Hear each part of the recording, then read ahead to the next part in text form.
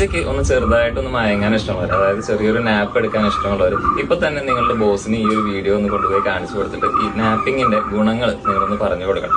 അതുപോലെ തന്നെ ഈ നാപ്പിങ് എത്ര ടൈം എടുക്കുന്നതാണ് ഏറ്റവും ബെസ്റ്റ് എന്നതും കൂടി അറിയാനായിട്ട് ഈ വീഡിയോ ഫുൾ ആയിട്ടൊന്ന് കാണാം. വളരെ സ്ട്രെസ്ഫുൾ ആയിട്ടുള്ള വർക്ക് എടുക്കുന്നവര് അവർ ചെറിയ ടൈമെങ്കിലും ഒരു നാപ്പ് എടുക്കുന്നതിന്റെ ഗുണം എന്ന് പറയുന്നത് അത് അവരെ കൂടുതൽ റീഫ്രഷ് ആക്കി വെക്കാനും അവരുടെ പ്രൊഡക്ടിവിറ്റി കൂടാനായിട്ട് വളരെ നല്ല ഹെൽപ്ഫുൾ ആണ്. ഈ ഇടയിലുള്ള നാപ്പിംഗ് എത്ര ടൈം ചെയ്യുന്നതാണ് ഏറ്റവും ഇഫക്റ്റീവ് എന്ന് ചോദിച്ചു കഴിഞ്ഞാൽ ഒരു 30 മിനിറ്റ്സിന് മുകളിലാണ് നിങ്ങൾ ഉറങ്ങുന്നതെങ്കിൽ അത് നിങ്ങൾക്ക് കൂടുതൽ ഉറക്കക്ഷീണം ഉണ്ടാക്കും. കാരണം ഒരു ഡീപ്പായിട്ടുള്ള സ്ലീപ്പിൽ നിന്ന് എഴുന്നേൽക്കുക എന്ന് പറയുന്നത് കുറച്ച് ബുദ്ധിമുട്ടുള്ള ഒരു കാര്യമാണ്. ഒരു കംപ്ലീറ്റ് ആയിട്ടുള്ള സ്ലീപ്പ് സൈക്കിൾ എന്ന് പറയുന്നത് 90 മിനിറ്റ്സ് ആണ്.